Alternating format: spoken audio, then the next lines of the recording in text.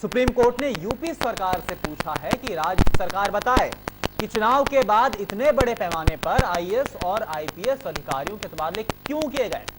Supreme court ने UP सरकार को 4 सप्ताह के अंदर अपने जवाब दाखिल करने को कहा है।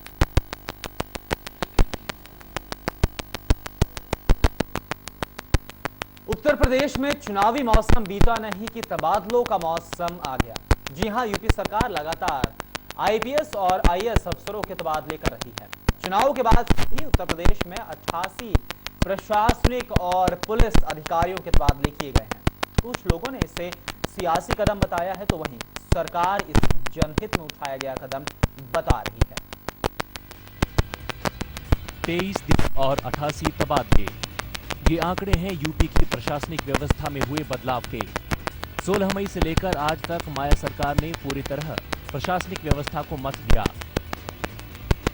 यूपी हुई हमारी है और अब दिल्ली की बारी है का नारा फेल होने के बाद बीएसपी सुप्रीमो ने मीटिंगों का दौर शुरू कर दिया। मायावती ने पहले तो कार्यकर्ताओं और फिर पार्टी पदाधिकारियों की क्लास ली, फिर बारी आई प्रशासनिक अधिकारियों की। क्लास के बाद मायावती ने अधिकारियों को इधर से उधर करना शुरू कर दिया। जो पॉलिटिकल एग्जीक्यूटिव है उनकी जो तुनक मिजाजी है वो बढ़ती जा रही है, इस प्रदेश में भी और जगह भी। और उसमें ये हो गया है कि कोई भी व्यक्ति अगर मेरे कहे अनुसार काम नहीं करता तो चाहे वो कानून के कहे अनुसार काम कर रहा हो, वो दंडनीय है। इस प्रवृत्ति के मैं खिलाफ हूँ और ये प्रवृत्ति जो है काम करने वाले लोगों के एफिशिएंटली ईमानदारी से गुड गवर्नेंस करने के मार्ग में बाधा है।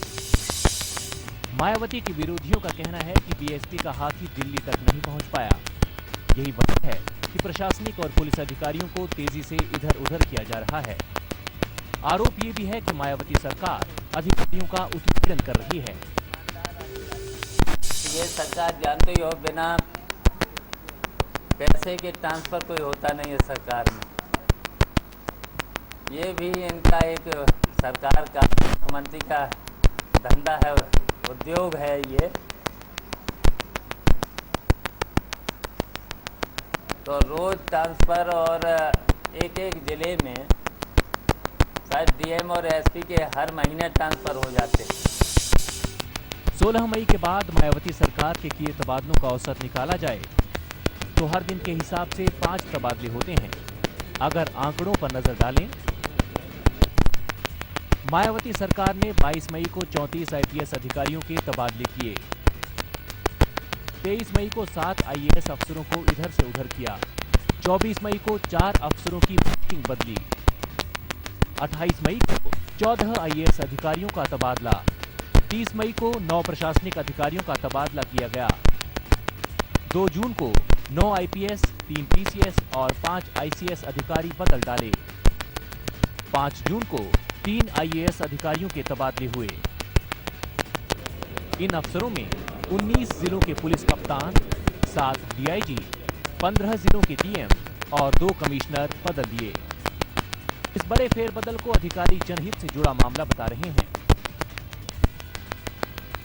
चुनाव के बाद इतना बड़ा फेरबदल करने के पीछे मायावती सरकार का असल इरादा क्या है, ये तो पता नहीं, लेकिन जानकार इसे इमेज सुधारने की एक कोशिश मान रहे हैं। लोकसभा चुनाव के बाद यूपी में तबादलों का दौर आ गया है। माया के विरोधी कहते हैं कि यूपी के बाद दिल्ली फतह करने की योजना का फ्लॉप हुई, खामियाजा अब अधिकारियों को भुगतना पड़ रहा है। लखनऊ से दिनेश यादव के साथ अनुराग Shukla, voice of India. Uttar Pradesh में प्रशासनिक अधिकारियों के लगातार तबादलों ने यूपी के सियासी माहौल में गर्माहट ला दी है। मायावती सरकार इन तबादलों को बेहतर प्रशासन के लिए जरूरी बता रही है, तो वहीं विपक्षी दल इसे लेकर सरकार पर हमले कर रहे हैं। विरोधी दलों की बात करें तो विरोधी दलों के मुताबिक ये लोकसभा चुनाव में हार की खींच है। कुछ विरोधी तो इसे विधानसभा उपचुनावों की तैयारी बता रहे हैं, तो कुछ इसके बदले धन उगाही तक का आरोप लगा रहे हैं। चुनावी मौसम बीत जाने के बाद भी यूपी में सियासी गर्मी कम होने का नाम नहीं ले रही। मायावती सरकार ने प्रदेश में प्रशासन को और बेहतर बनाने की कवायद में धड़ाधड़ तबादले किए। माया पर आरोप लगा कि ये तबादले नहीं बल्कि इनाम और सजा देने के लिए की जा रही कार्रवाई है। ये केवल उत्पीड़न है, कहीं पर भी ईमानदार अधिकारियों को रहने नहीं देंगे और जहां जितने भी बेईमान अधिकारी होगा उसको अच्छी जगह मिलेगी, ईमानदार अधिकारी को अच्छी जगह नहीं मिलेगी। इस सरकार बीएसपी ने भले ही केंद्र में कांग्रेस का समर्थन किया हो, लेकिन प्रदेश में तबादले के मुद्दे पर वो भी मायावती को बख्शने के मूड में नजर नहीं आ रही। कांग्रेस का कहना है कि मायावती राज्य की 12 सीटों पर होने वाले उपचुनाव और एक लोकसभा उपचुनाव के मद्देनजर अभी से मनमाफिक ढंग से अफसरों की पोस्टिंग कर रही हैं। जो उपचुनाव है 12 विधानसभा और एक लोकसभा का जो उपचुनाव होना है, उसमें भी कहीं कहीं ये बात छिपी लग रहा है उन्हें कि जिन अधिकारियों को वहाँ पर बैठाया जा रहा है वो इनके लिए मददगार साबित होंगे। इस मुद्दे पर भला बीजेपी कैसे पीछे रहती? बीजेपी ने भी अपनी तोप का मुंह मायावती की तरफ मोड़ दिया है। बीजेपी का आरोप है कि मायावती अधिकारियों को पार्टी का चुनावी एजेंट बनाना चाहती है।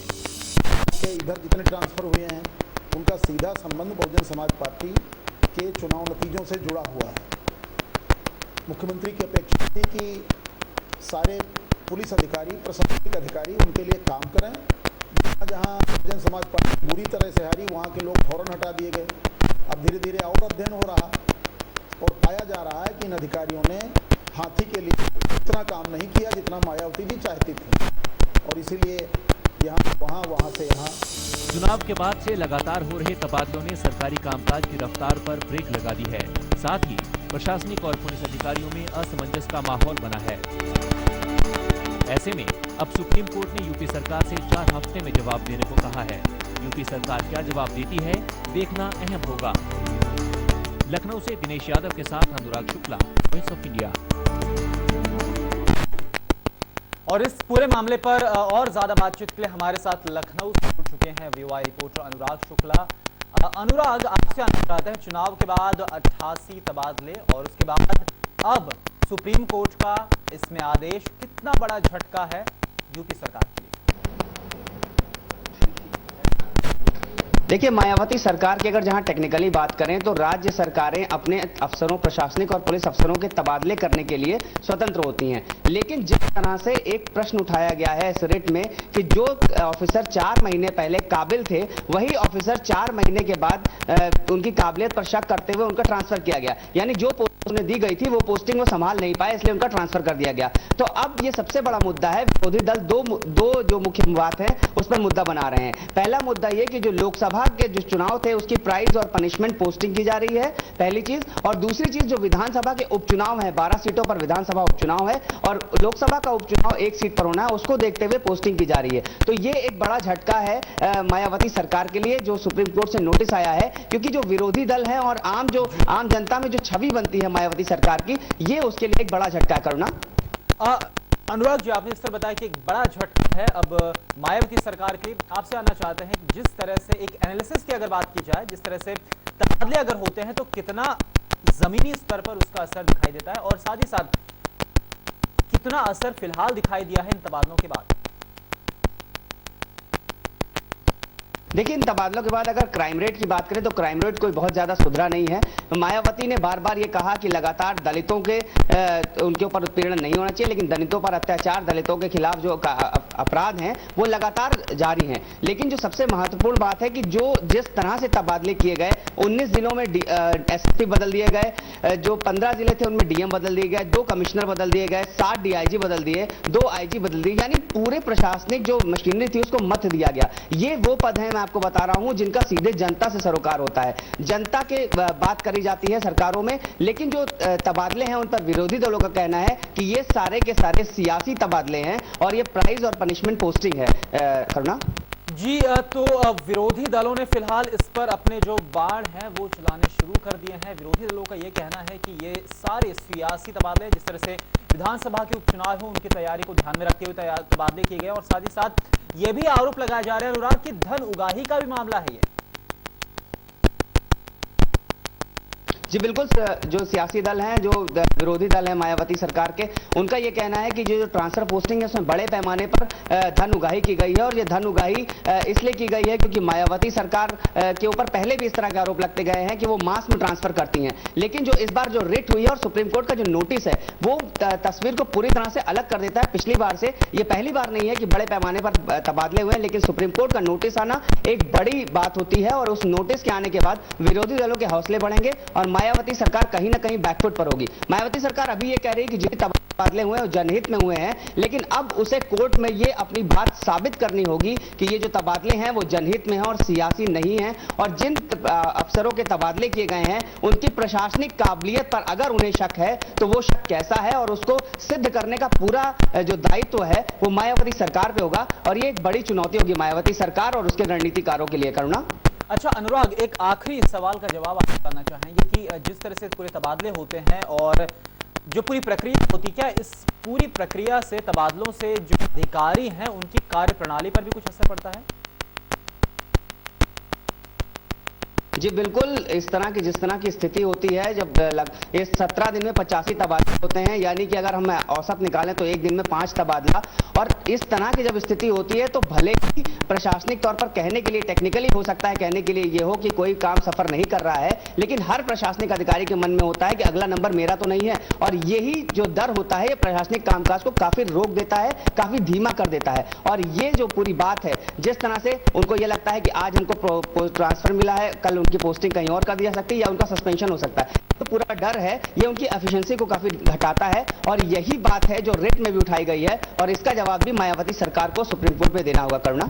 अच्छा अनुराग, हालांकि आखिरी सवाल मैंने आपसे कहा था, लेकिन एक और सवाल मैं आपसे पूछना चाहता हूं कि जिस तरह से तबादले होते, लेकिन उसके बावजूद हमने देखा है कि पिछले 1 महीने के अंदर जो क्राइम का ग्राफ वो लगातार बढ़ता जा रहा है। ऐसा नहीं कि क्राइम का ग्राफ नीचे आया हो या फिर जो कानून व्यवस्था है वो सुदृढ़ हुई हो, तो ऐसे में सरकार के पास अब क्या ऑप्शन रह जाता है?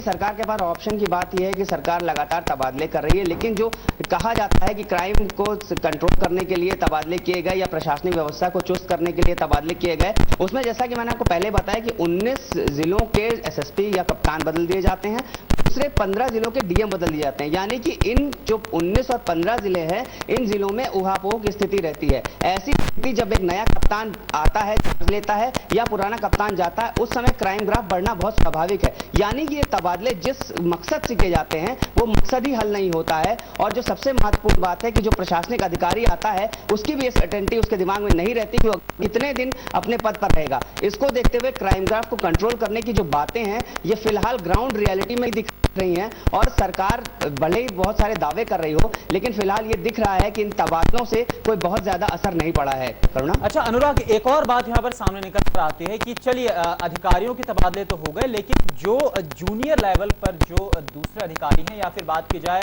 जो लोग जनता से जुड़ते हैं या फिर अगर सबसे जूनियर लेवल की बात की जाए वो तो वही हैं, उनके तबादले वो तो कहीं पर गए नहीं है। और साथ ही साथ जिस तरह से अभी हमने एक पेशकश भी की थी उसमें सारी बात निकलकर सामने आई थी कि अगर पुलिस अमला अगर है तो उसमें संख्या की काफी कमी है, पुलिस फोर्स की काफी कमी है, तो ऐसे में तबादलों का कितना असर होता है फिर? देखिए, तबादलों का असर जो तबादले जिस तरह से किए जाते हैं और जिन तर्कों को देकर किए जाते हैं वो तर्क आज तक कभी लोग समझ नहीं पाए। लोग ये लगातार विरोधी दल जो सरकार में होता है वो दल कहता है कि जनहित में रहकर जनमत की वजह से एक तबादले किए गए, और जो दल विरोध में होता है वो ये कहता है कि ये सियासी तबादले हैं। जहां तक बात फोर्स की कमी की है वो एक पूरा ही डिफरेंट मैटर है। 18,000 पुलिसकर्मियों को ज्वाइन नहीं कराया गया, लगातार पुलिस कमी का रोना रोया गया। दूसरी बात जो होती है वो ये होती है कि जैसे दूसरे प्रशासनिक अधिकारी हैं उनकी जो कमी है उसको देखते हुए जो विल पावर होनी चाहिए प्रशासनिक जो राजनीतिक आका है उनके दिमाग में, उसको देखते हुए प्रशासनिक जो लोग हैं उनका तबादला तो कर दिया था, लेकिन तबादला फिलहाल एक सर्जिकल ऑपरेशन नहीं होता, एक मरहम पट्टी जैसा होता है जिसका कोई असर होता दिखता नहीं है। करुणा। चलिए अनुराग, आपका बहुत बहुत शुक्रिया सारी जानकारी देने के लिए। तो ये थे अनुराग शुक्ला लखनऊ से वीओआई के रिपोर्टर जो बता रहे थे कि तबादले तो हो जाते हैं लेकिन फिलहाल जमीनी स्तर पर कुछ उसका असर दिखता नहीं है। और फिलहाल आपको बता दें कि 4 हफ्ते का समय दिया गया है सुप्रीम कोर्ट द्वारा यूपी सरकार को, और उसको अपनी सारी बातें अब सुप्रीम कोर्ट को बतानी है, जो जवाब देना है 4 हफ्तों के अंदर कि आखिर 88 जो तबादले किए गए हैं वो क्यों किए गए, क्या कारण रहा। तो आइए यहां पर रुकते हैं फिलहाल एक ब्रेक के लिए, लेकिन ब्रेक के बाद भी हाजिर होते हैं कुछ और खबरों के साथ। आप कहीं मत जाइएगा, देखते रहिए voice of India Uttar Pradesh Uttarakhand.